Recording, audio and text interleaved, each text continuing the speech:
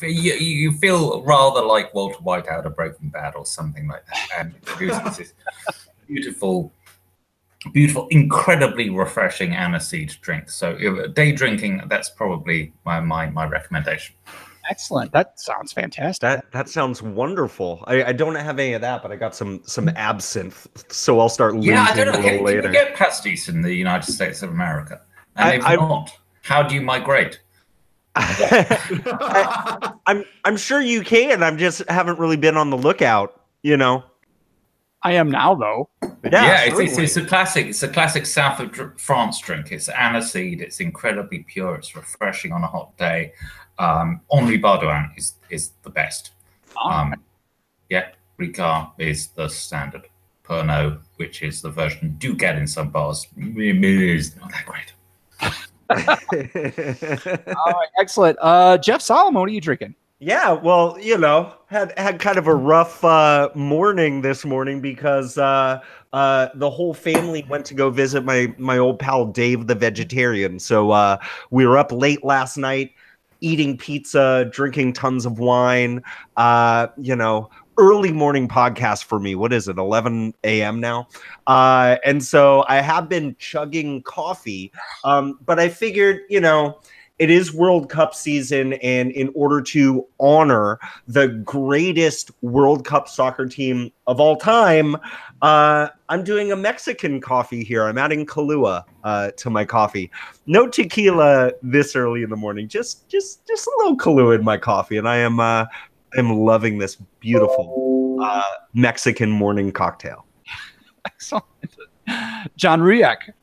Well, I thought as I was trying to decide what to have to drink, and I was just enamored with our guests' different terms for getting plowed, I got some Sierra Nevada Torpedo. So I'm going to get torpedoed on the show with some Torpedo Extra Pale Ale.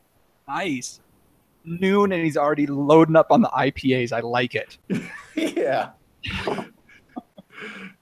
Excellent. And I'm going a little bit extra different here. I am going with this Schilling Rhubarb Lumberjack Hard Cider. Yeah. Is that rhubarb cider? So is it? It's actually involved, or is it? It's both. It's apple cider, and it has some rhubarb added to it, I believe, is what they did. So it's nice.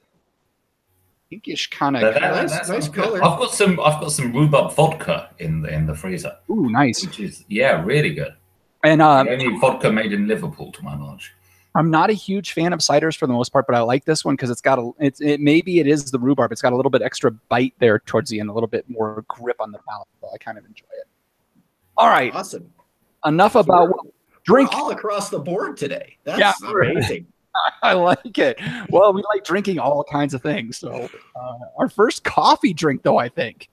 Yeah. Well, I was just going to go straight coffee, but I'm like, I don't want to break my streak here. 181. We will drink every episode. There you go. All right, Mark. So let's get to this. So, you know, TED Talks, you've got your 3 books that you got out, very much a deep dive into the English language and words and where their origins or how they're used and class, you know, highly regarded books. And now you're writing about being drunk. So what was it that took you from writing about all this knowledge of words to writing about how people get to slurring all those words? So, in essence, it's the same, or the thing which fascinates me and has always fascinated me is the same. I wrote a bunch of books about the English language, which did very well because the English language is something we all use all the time. We're constantly speaking. We don't think, we don't wonder about where does that word come from. Where it's just the word we learned when we were a tiny baby. And when you stop and look at it and stand back and say, why the hell is champagne called champagne? And does it have any relation to campaign or to camp or to Hitler's book Mein Kampf or champions or something like that, then you start to become a little bit confused and in my case a little bit interested, and you discover that they all come from basically it all comes from the Latin word campus, meaning field. And when you are in the field as an army, you're on campaign. If you therefore stop and put up tents and stuff, you are camping because you're in the field. And if you are the best guy in your field, you are the champion. Same thing. And wine that's grown in a field is champagne. And in the in the Germanic languages, the whole campaign, champion thing turned into the word Kampf, meaning struggle, hence Hitler's book Mein Kampf. So you have all those connections which you never thought of. You never ever thought they would be there. And even, by the way, the word camp as in meaning effeminate. That comes from the same thing. Camp followers, armies tend to have long lines of prostitutes following them around, and that's where the term camp comes from the overly made up prostitutes. So you suddenly see this very familiar thing in a completely new light, and that's always what interests me. The thing which is so familiar and yet can be so different. And one of the other things that we all just do without particularly thinking about it is drinking. Well, I mean, certainly I do it without thinking about it much. And we have all these weird little rules, ways that we do things. So we have you might, for example, you mentioned this in the opening of your show. You said it's 5 p.m. We're announcing it's 5 p.m. because that's the drinking time in America. And there's a country and western song which I rather love called "It's 5 o'clock somewhere." Britain, it's 6 p.m. Why is there that difference? And has it always been the same? Has it always been different? In medieval England, then the top time for drinking of the whole week was Sunday morning, because they had completely different rules. They had a different way of thinking about drinking. They had a different place in society. And so this kind of fascinated me, and I wanted to go back and see in every different place at every different time, from say ancient Egypt to a Wild West saloon, who was actually there and what did you drink at what time and what were you meant to do when you were drinking, and how were you meant to have fun, and was it fun, and so on and so forth. And so in the same way I wanted to write about language and the weird stuff that you find when you just stand back a little bit, I want to do the same for drinking. So in my mind, it's a perfect continuation. And I agree. Like when I first heard about it, I didn't get it, but after reading the book, I'm like, okay, I see how these things fit together. So I loved a whole bunch of different sections in it. Was there one time period that you wrote about that really surprised you in what you came to find out? I think the biggest surprise was ancient Egypt. I knew nothing about ancient Egyptian drinking. Almost nobody knows anything about ancient Egyptian drinking because there are only very few articles on it buried deep in the British Library. And ancient Egypt, basically ancient Egypt, I think it's partially because it's currently a Muslim country where alcohol is semi-banned. We don't think of Egypt being drunk, but they were crazy. It was the biggest binge drinking culture I came across in all of my studies. And they just to give you a rough outline of the Festival of Drunkenness, which was a yearly festival, possibly twice yearly, no one's quite sure. I assume like this isn't too much of a family podcast, so I'm going to be able to continue with this. Yes. So you went to the Temple of Hathor, and this festival is only actually for the elite. Like poor people aren't allowed in. So this is all rich people. This is including royalty. Hathor is the beer goddess. I'll try and keep this as short as possible and cut out all irrelevant details. So Festival of Hathor, she's a beer goddess. Her statue or something arrives on a boat on the Nile at dusk. Everyone's there. They're wearing their best clothes. They're rubbed in scented oils. They're all looking good, male and female. It's important to note that there are male and female there. Ancient Egyptian women were massive binge drinkers, possibly more than men. But the equality will actually pay off in just a second.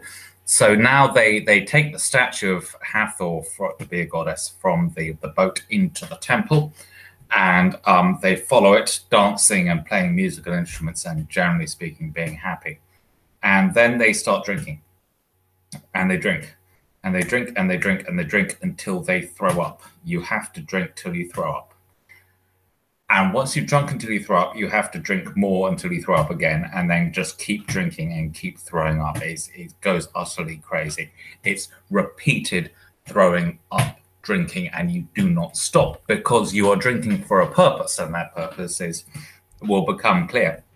So it will become clear in a minute. Once you are absolutely trash, and you're all utterly trash in the main courtyard of the temple, at that point you have an orgy. Everyone gets naked. Everyone just screws strangers, which must be incredibly unpleasant, because there's all the vomit around. Quite seriously. Yeah, everyone is covered in vomit, and they are just shagging away and not stopping. And it doesn't sound like my cup of tea, but then again, I'm a boring Englishman. And you may be thinking, like, did people get pregnant? You've got the elite here and stuff. And yes, they did. People were really proud to have been conceived at the Festival of Drunkenness by a complete stranger. They would put up like plaques in the temples, which is how we know an awful lot of what we know about the temples of drunkenness. And then basically, after you've just drunk, thrown up, had sex, drunk, thrown up, in the early hours of the morning, you fall asleep, as one does, covered in vomit, etc., in the Great Hall of the Temple. And while you're asleep in the Great Hall of the Temple, the sneaky priests who haven't been drinking, never trust people who haven't been drinking, go out and they get the giant statue of Hathor, and they wheel it into the hall where everyone is passed out drunk. And then at dawn, just as the dawn light hits the face of the giant statue of Hathor, all the priests start banging drums and playing cymbals and making all the noise they can to wake you up whilst you are still drunk, covered in vomit, and incredibly hungover and or drunk, and probably still in the arms of a woman, man you don't know. And you wake up, and there is a huge damn statue, which wasn't there when you went to sleep, and it's covered in the dawn light. And at that moment, and this is the whole point of the whole thing, at that moment, you can become as one with the goddess. You can actually experience God, and anything you ask her at that moment, she will grant you. But you probably can't remember what you want to ask her. So yeah, that surprised the hell out of me. Yeah. Here's a little bit of a callback to a few episodes ago. I think the only thing missing from the Festival of Drunkenness is Chef Ryan Smith descending from the ceiling, carving up a giant tuna. Yeah. No, the only thing missing from that is Captain Kirk and company showing up with Tranya. Yeah. All the ancient alien stuff. The aliens would have landed. No, gone, flown straight off. That when the aliens came, they came for that party, and they're like, "Oh, we're out. This is no place." Yeah, that was one that stuck with me the most, because I was like, "Oh!" And that was one of the things about reading this book. It was like after every chapter, I had to like close the book and just kind of process what I just read. Like, that's the beautiful thing about the history of drunkenness. It's so different in every age, in every time. There are so many cultures of religious drunkenness, or drinking to see the ancestral spirits. I mean, I've drunk a hell of a lot in my life, but if I ever saw the spirit of my dead grandmother, I would know to stop. And I know. But loads of people quite seriously record, you drink enough, you see that. Yeah. And or Jeff or John, any questions? Well, I guess you kind of answered my question. One of my questions was there anything that was just too wacky to put in a polite book from a major publisher? Or was that was... No, I don't think so. You can always phrase something in a way that's, And also, I like testing my publishers. There's a nice thing you can do. Generally speaking, I write in a sort of engaging way, but when I know people are going to be annoyed, you know, about what I write, that some lot of people might jump up and go, oh no, then I just like getting all academic on them, and you can tell when I'm going about to say something outrageous, because I will start referring to Papyrus 234b/7 or something like that. Is this is what the ancient Egyptians wrote. Nothing to do with me. Yeah, no, you can't hold this against me. You know, I was just thinking about, you know, what's kind of fun is looking at these different cultures and finding similarities from one to the next. And I found it really interesting, especially as we go into like deep history. There's a lot of talk about these epic drinkers that would drink so much, but they would never get drunk. And I was just wondering, you know, looking back on all the research that you've done about all these great drinkers, who would you say was the biggest drinker of them all in the history of the world? Who was the biggest drinker? So just to address the first point, the whole thing, because this is one of those things which when you stand back and think about it, it's weird. The people who are really proud that when they drink, they don't get drunk. Imagine meeting somebody who said, yeah, I take a lot of acid. Yeah, loads of LSD. I'm always taking LSD. I've never hallucinated, though. And you go, well, why are you taking LSD then? You know, what's the damn point? But this is this point of pride, and it's the same all over the world. Oh, well, not all over the world, but the Western world, this notion of I'm a real man. I drink loads, it has no effect on me. Well, in that case, why are you drinking alcohol? You could be drinking apple juice. It's a lot cheaper because you realize alcohol is highly taxed. So if you're drinking alcohol and not intending to get drunk, you are just wasting money at a very serious and basic economic point. But nonetheless, people have always felt that it's wonderful to be the drinker who does not get drunk. And in a sense, this relates to power because without wanting to be too boring or sound like a sort of crazy campaign, one of the constants of drinking, the way society always thinks about drinking, is it's fine when rich people get drunk, but it's terrible when poor people get drunk. They commit crimes, they beat their wives, they do all these awful, terrible things, these poor people. It's awful. In me, you need to drink just to hear about it. Thank God we're all right.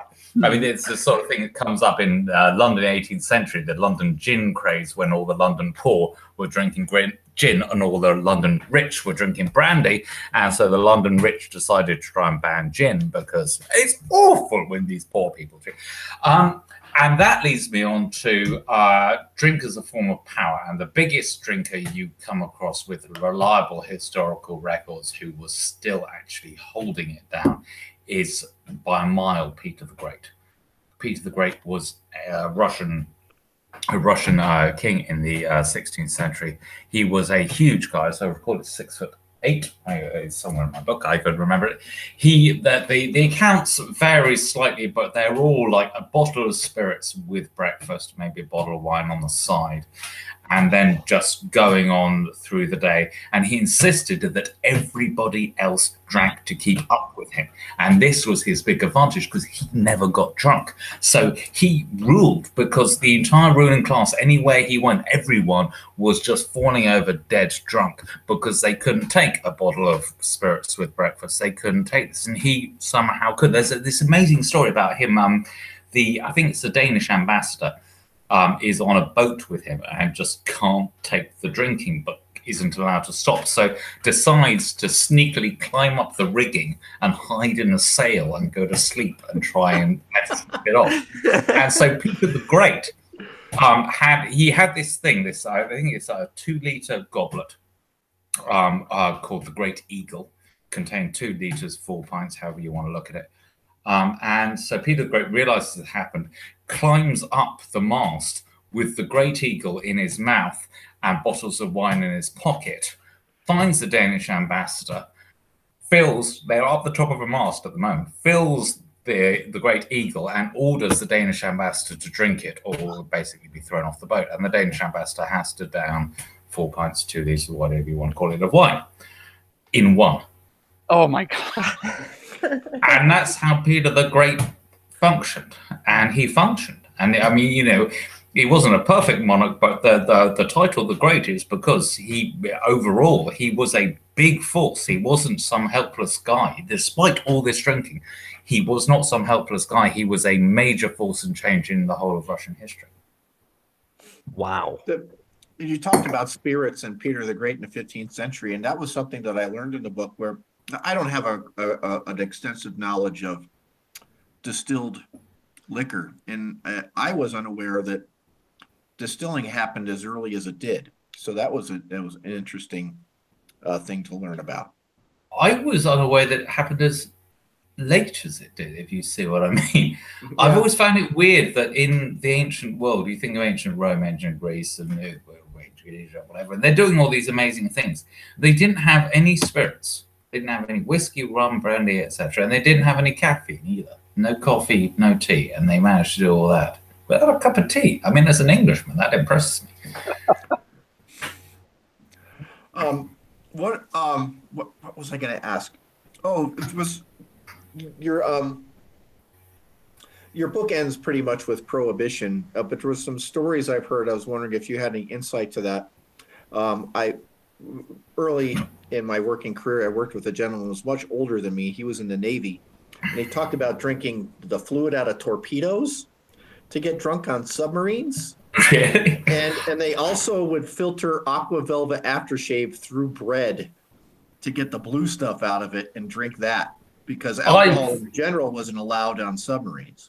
I've heard many equivalent stories. So a rather miserable one is the Red Army, the Soviet troops arriving in Moscow in the Second World War. They didn't have any booze, so they broke into arriving in Berlin. They broke into all the Berlin scientific museums and took all their samples, which were preserved in methanol, and drank the methanol to get drunk. Except methanol, I'm afraid, turns you blind. Yeah. So they screwed themselves up on that. But they're really great. And this is a well-attested story. I love this one. Admiral Nelson, the greatest hero of the Royal British Navy over forever. He was this defeated Napoleon at sea, essentially finished Napoleon's plans of European domination, and he got killed at the Battle of Trafalgar, which is why we have Trafalgar Square in London. And but he was killed there, and so they took his body back to England to preserve it. They put it into a barrel of rum. They opened a brand new barrel of rum, put his body in, because that way it'd be completely preserved. They put the lid back on, hammered it down. But on the voyage back to England, the sailors wanted some rum. They really wanted some rum, and despite the fact there was a corpse in this here bottle of rum, they still really wanted some rum.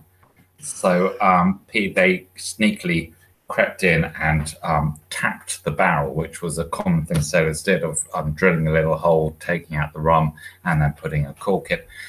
To such an extent that when Nelson arrived back after a few weeks' voyage to Britain, there was no rum left. There was just corpse. I've heard that. Who drunk a bunch of corpse. There's actually a pub quite near me, about a mile north of here, where I am in London, called Tapping the Admiral, for exactly that reason. Yeah, I've heard that story. Yeah. Ooh. Wow. That had me thinking about the episode of Family Ties from the 1980s when Tom Hanks played Uncle Ned, who was really feeding for a drink, so he chugged a bottle of vanilla extract. Oh, the lengths people will go to, but I promise you I'll never sell my clothes for some gin. A lot of people did. Longjing Crate sounds crazy because this is just to fill you in. When gin arose in London in the early 18th century, people go mad for it. People absolutely loved it and would do anything for it. It's the first big drugs panic in history. But one of the things everyone agrees with is everyone would sell their clothes for gin, and clothes cost a lot more back in those days, so it makes some kind of sense. But the main complaint is mass public nudity. If you were in London in 1730, then everyone was nude. All the poor people were just nude. And this is multiply sourced. Every single historian says this. I mean, it must be kind of crazy. Folks, Of your book, of all the different eras that you wrote about, is there one that if you had a Wayback Machine, you would go back to experience for yourself? It's hard to say. So, in some senses, I would go for the Vikings if I wasn't going to be killed. But I mean, the thing about Viking drinking, it sounds great fun. It all sounds wonderful, but it just incredibly violent. It could kick off at any moment. There's in the poem Beowulf, when Beowulf dies. Spoiler alert. When Beowulf dies, they have this lament for him, this long lament about how he was the greatest man who's ever lived, how he was completely different, how he was over and above. And the greatest compliment they can give him is he never killed his friends when he was drunk. And that's like a big thing. That's a big thing, not killing your friends when you're drunk. So maybe leave that out. I'm actually not sure. I kind of like modern day drink. I think I feel quite at home in the Sumerian 3000 BC, 2 or 3000 BC Iraq Sumerian bar. I would know how things worked. It's that was actually the one that felt most homely to me. There's even a lovely little aspect of it. You went into a little bar down a side street, they serve beer, you drink it with people, you sing songs, you tell jokes. And there was this lovely aspect that I found a Sumerian joke book. So these are collections of, well, literally jokes from 4,000 years ago. And there's one of them, and a lot of the jokes you can't understand anymore because we don't know enough about the culture, the language, but they're clearly jokes. Some of them you can work out, it's clearly a joke, some of them you can't. And they actually have the first animal walks into a bar joke. And that was one of my favorite moments in researching the whole short history of drunkenness was, finding the first, animal walks into a bar joke. And the joke goes, a dog walks into a bar and says, I can't see anything, I'll buy another one. Now, we don't know what that punchline means, but we can kind of work out it's a punchline, but it's a dog walks into a bar joke. And, in 4,000 years' time, they probably wouldn't be able to work out, a horse walks into a bar and the barman says, why the long face? Well, I mean, were you in the London Library and you just started laughing and some lady comes by and goes, shh? That happens all the time to me, yeah. Because I'm always ordering up the weirdest books and then snickering over them. That's hilarious. It would have been, I mean, that's awesome. It just would have been so beautiful if, like, somewhere in your readings you also found, Sumerian saying something to the tune of, do you think I asked for a 12-inch pianist? You can't get puns. This is probably there's just not enough left. I don't think I ever put in the book. I spent a long time working out this weird, reading all the academic literature on this weird poem about a barmaid and how nice her breasts were. Which is weird because it's in the middle of a poem about the Queen and how noble she is. Okay. Strange, curious thing. You go down these lines of research thinking, sniggering to yourself, giggling all the time, thinking there must be something in this, but then I don't think that even made it into the book, unfortunately. But a lot of fun stuff did. All right, Jeff or John, one last question for Mark before we move on. Okay. Mark, I love that. I just love the fact that you get so deep just in terms of language, not just in your previous books, but in this. I mean, there's plenty of footnotes like describing exactly what somebody meant when they used this particular word. And so it only makes sense to me in all your reading, in all your experience, in all your history, in all your background knowledge, what are your 3 favorite synonyms for drunkenness? Oh God, there are so many.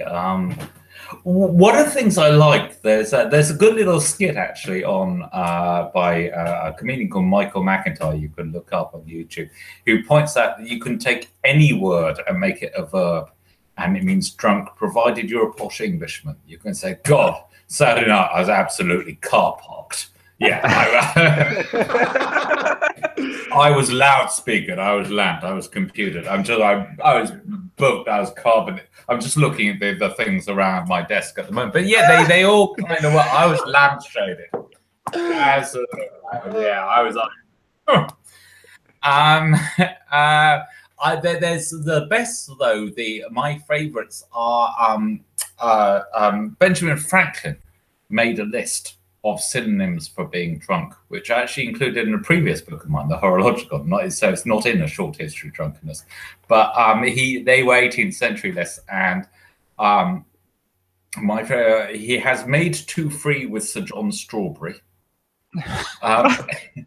He has smelt an onion, and my favourite is something you say when you are drunk. You say, oh, as you're getting drunk, you say, Sir Richard has taken off his considering cap. And that's a phrase I've often used on a Friday night. Yeah, it's like you're right up. Sir Richard has taken off his considering cap. Quoted by one of your founding fathers, it's a damn fine word for drunk. Yeah. I imagine it goes over well when you say that in the pub. Today. Yeah, well, people don't ask if you're in the right pub. Right. All right, Johnny. Solomon kind of stole my thunder on that. I was just amazed. I was constantly turning pages in the book to find out your next synonym for being torpedoed. But has your publisher put any pressure on you to start any bad Norse poetry contests? Oh, bad Norse poetry. So according to Norse mythology, I don't know how much time we've got there. I'll cut this down. Basically all poetry comes from the mead of poetry.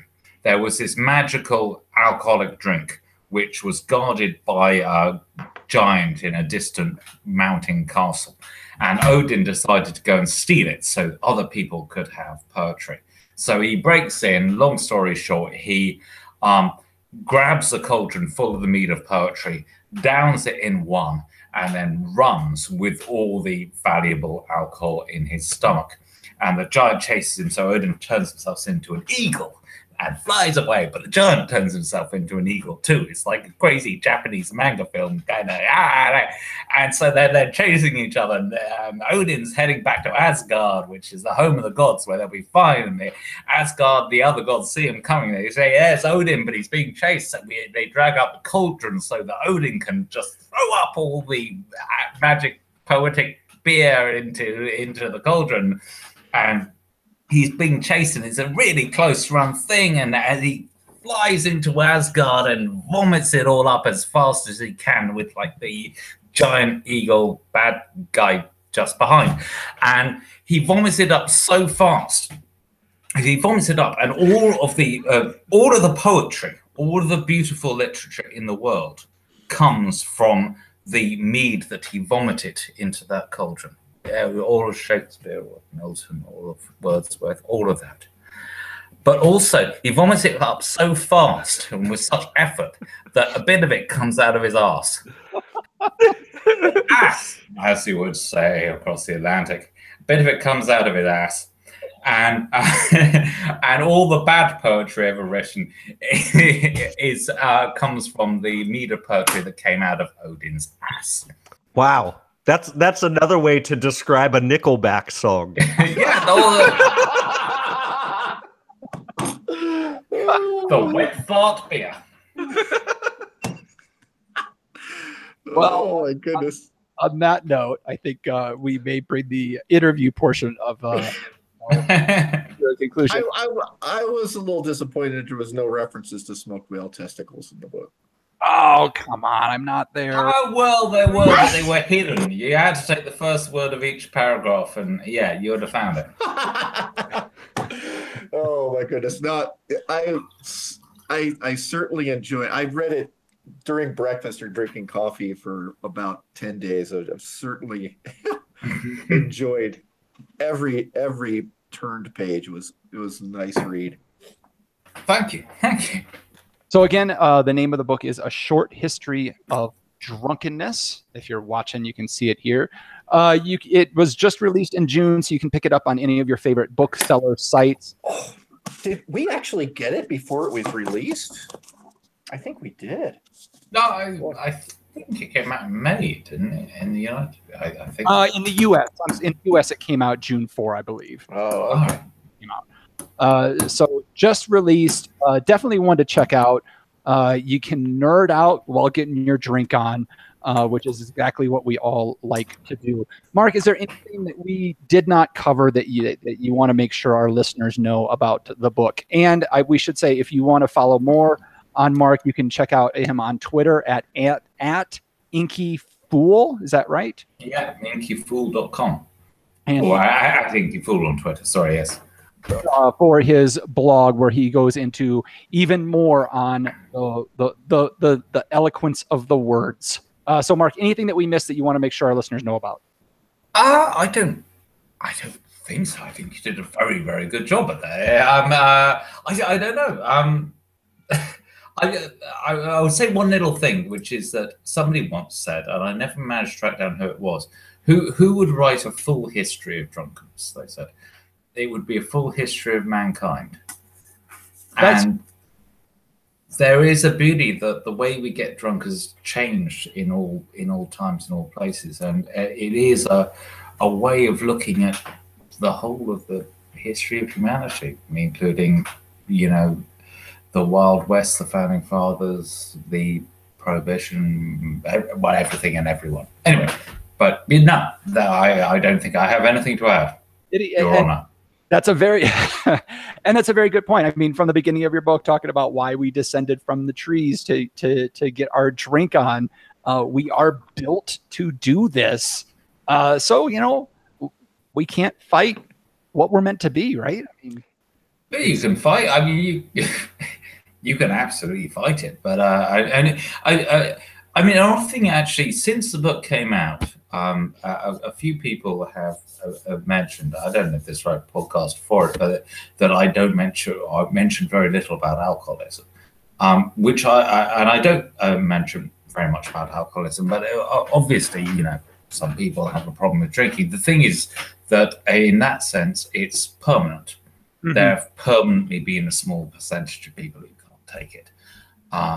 But that's not what I was writing about. What I was writing about is the weird differences between when people would drink and who they would drink with and why they would drink and what it meant to them. And that's what A Short History of Drunkenness is all about. Yep. And a very interesting and educational read. So thank you for putting together, Mark. It was great stuff. Thank you. All right, so now that we've got that out of the way, we're going to move on with the rest of the chaos of our show, Mark, and we hope you'll stick around for it. Absolutely. Yeah. All right, well, let's kick it off and get into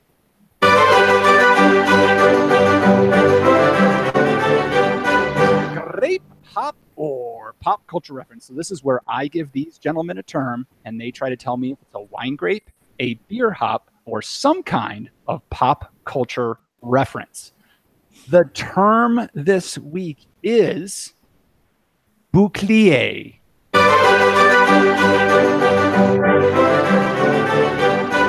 So is bouclier a wine grape, a beer hop, or a pop culture reference? I think, John, I've been picking on you lately. So Jeff Solomon, I'm going to start with you this week. I'm just glad you didn't start with Mark, because he actually knows what snollygoster means. So, would you mind spelling that for me? Absolutely. B-O-U-C-L-I-E-R.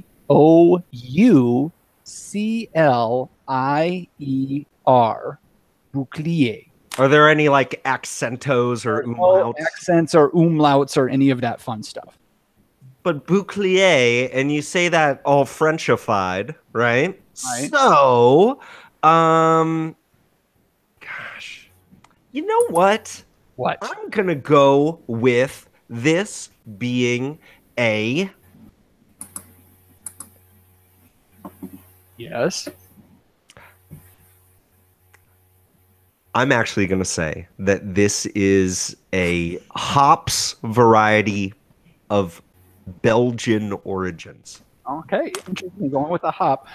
Mark, any idea if Bouclier is a wine grape, a beer hop, or a pop culture reference? I will vaguely guess that it's some sort of corruption of Bouche Clie, and that therefore it's a kind of wine grape. Okay. John Ruyak, will he punt and go with pop culture reference? I'm gonna punt and go with pop culture reference. I'm gonna say it's a French term for drunkenness. Oh, you put way too much credit with what I'm able to do, John. Bouclier is in fact, God damn it, Jeff Solomon, a beer hop. It is a cross between Streisel Spout and Wild Kent. It's an aromatic hop that brings a very English profile to a brew, even though it was created in Alsace, France. All right. I'm pretty good at this. Bouclier.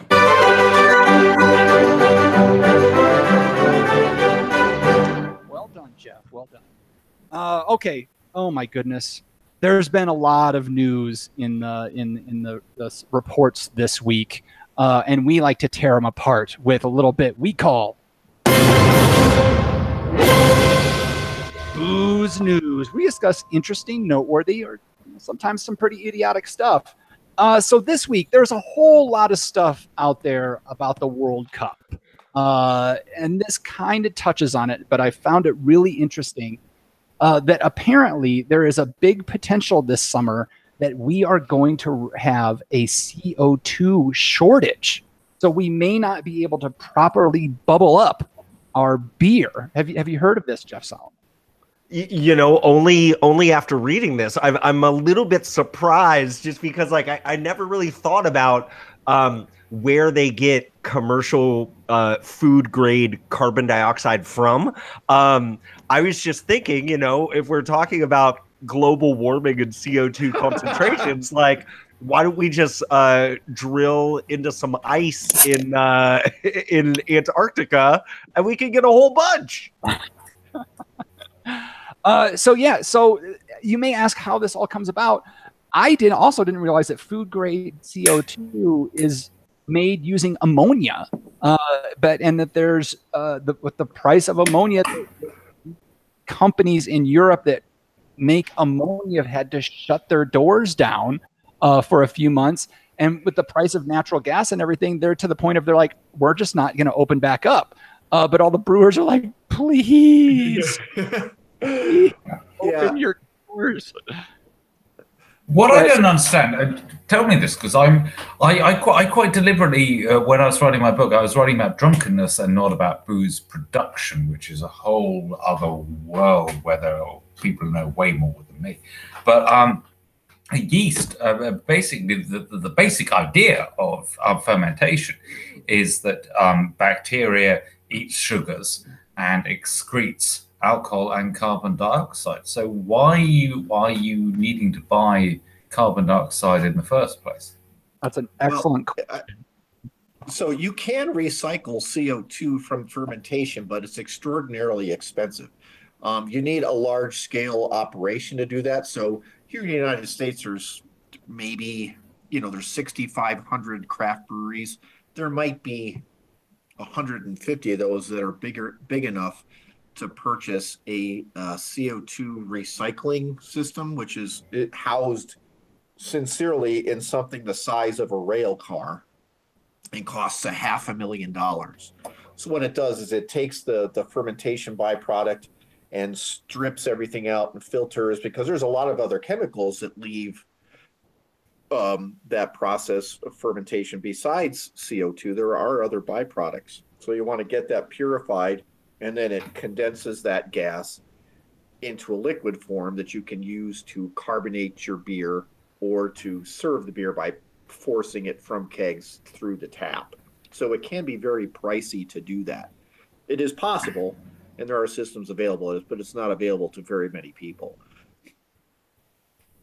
Right. And frankly, for it, because of the amount of CO2 that's required for when you put CO2 in beer, we've talked about this before on the show. Inside this amount of beer is this amount of CO2, twice as much.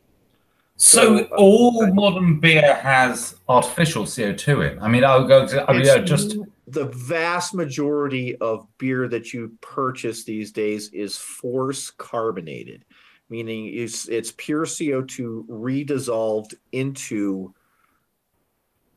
beer that needs that CO2 to get it to its final stage.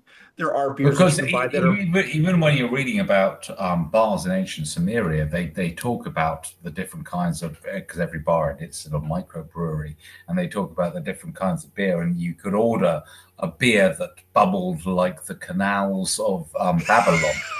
Yeah. So I always made me wonder not why the beer was bubbling, but why are the canals of Babylon bubbling? And there's got to be a problem.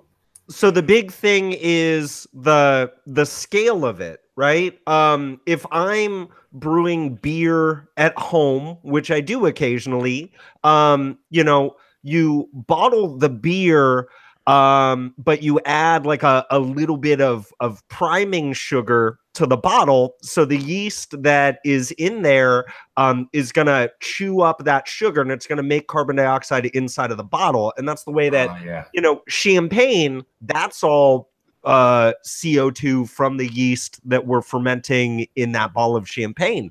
But if you're talking about on a large scale where you are kegging beers, you're just gonna let that ferment till it's flat, and then as you serve it, you force carbonate it. I guess what you could do, if you're running a proper saloon, is put the bar stools on these little like plungers, so as a patron sits down, they force some gas into your system.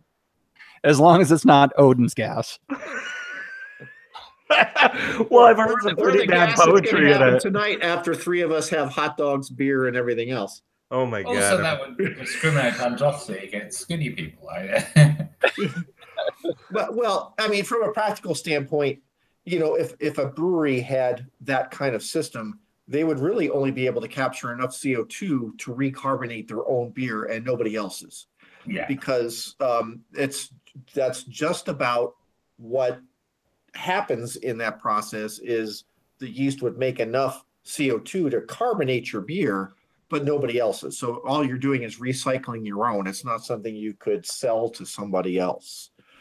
And that's what, John, that's if they grabbed all the CO2 from their fermentation process? Correct. They'd only be able to capture enough to recarbonate their own beer. They wouldn't have enough left over to just the physics, just the physical chemistry of it wouldn't allow for that. And I'd also probably envision there's a lot of CO2 lost in that process. Probably, yeah. And so you might, even if you have a recapturing system, you still probably got to ship in some more CO2 on top of it. I once years ago read a terrifying story, which I have no idea whether it's true, but a guy who fell into the vat in a brewery and of a vat of beer. And he swam to the surface quite easily because he was a good swimmer. And he thought he was all right because he got to the surface.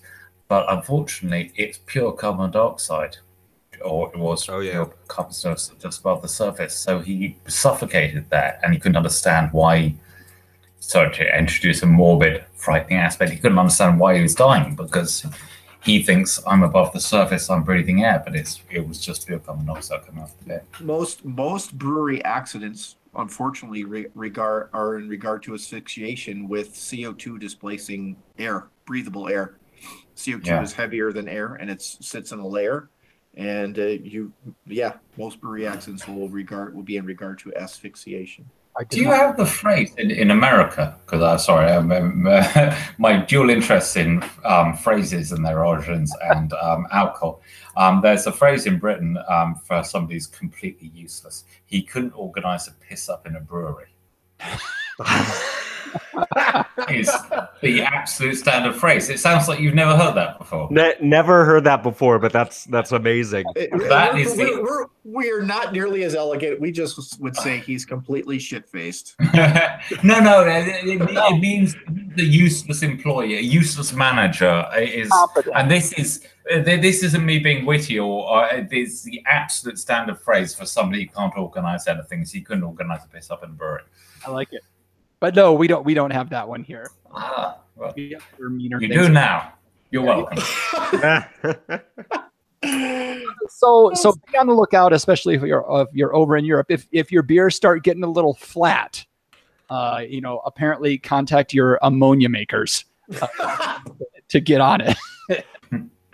You're opening up bottles of Mr. Clean. Wow, I wonder if, once the general public catches wind of this story, all of a sudden it's going to be like the people like demanding arsenic testing on their wine. Like, why are you using ammonia to make my beer? Sounds about right, actually. Yeah, we'll hear from Dax any day now. Certainly.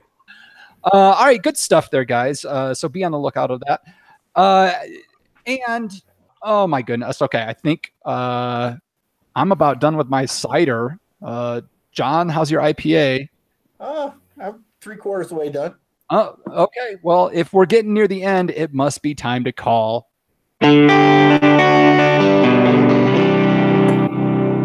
Last call. Last call. Time to clean house and lock the doors. Listeners, so you know what we do here. This is where we try to get you to do all the follows and all the help that we can get.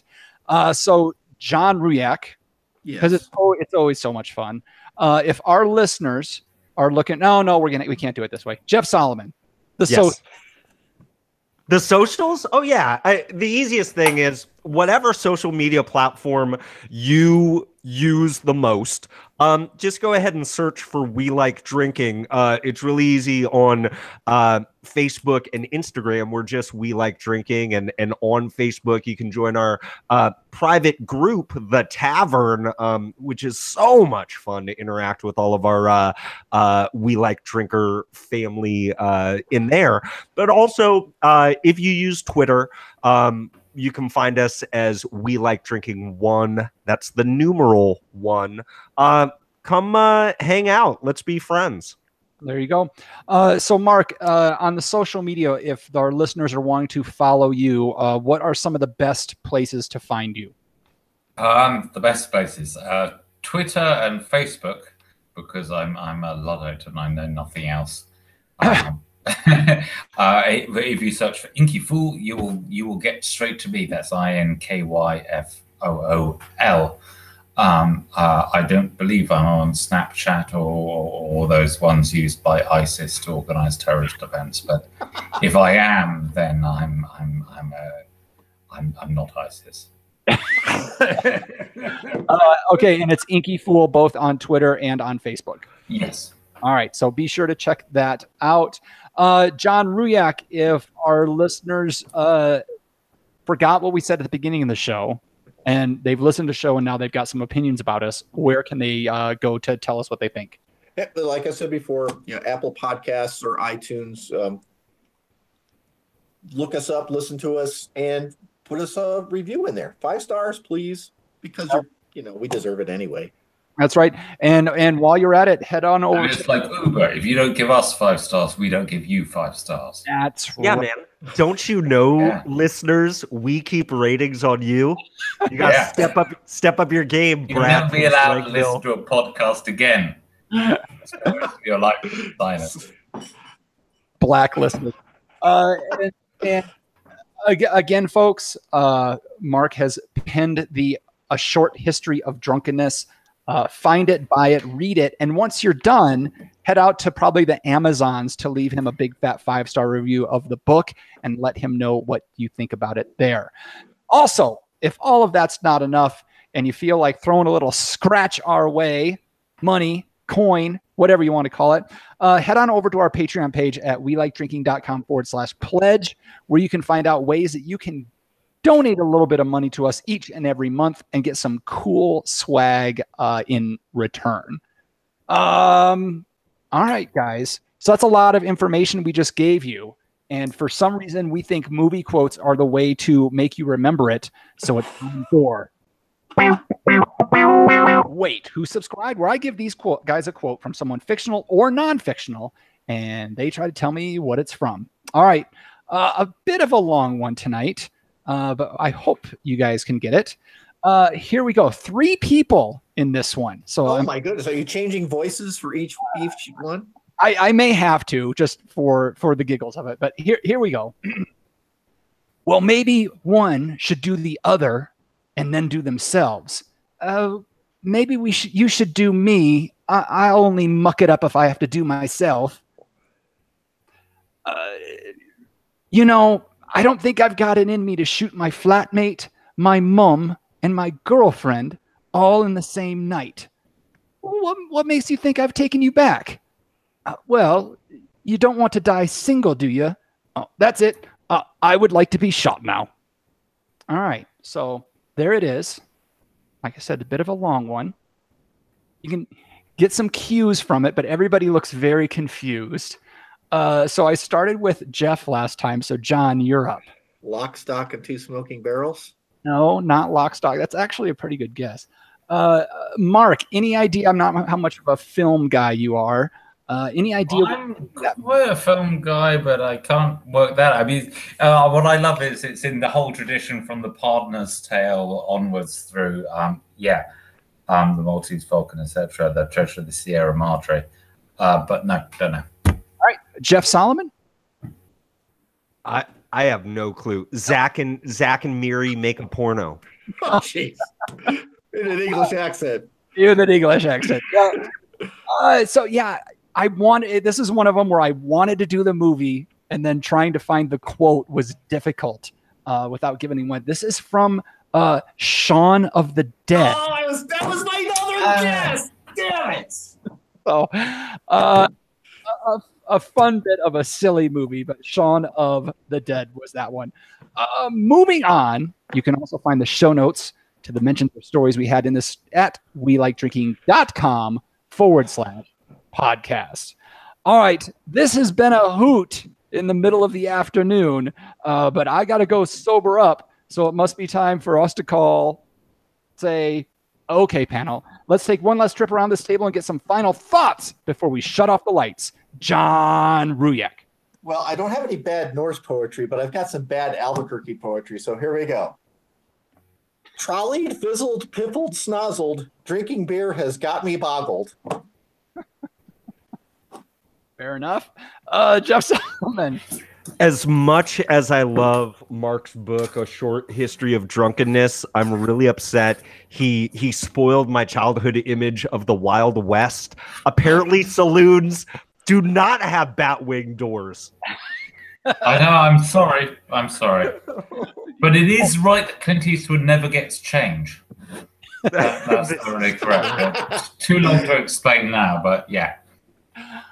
Mark, any final thoughts before we let you get out of here? If it's a little bit of poetry, then I got to read some A.P. Herbert. We must recall that nature's laws are generally sound, and everywhere for some good cause, some alcohol is found. There's alcohol in plant and tree. It must be nature's plan that there should be, in fair degree, some alcohol in man. Yeah. There is right now, at least, right? Yes, there is indeed. Cheers. Cheers.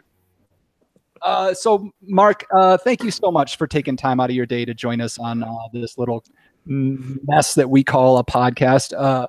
Great book. Listeners, I do hope you'll pick this one up. I think you will definitely enjoy it. And if you do, please let us know what you think about it. And with that, I'll say thanks again for joining us at the We Like Drinking podcast, where you'll never drink alone. And scene. Wow.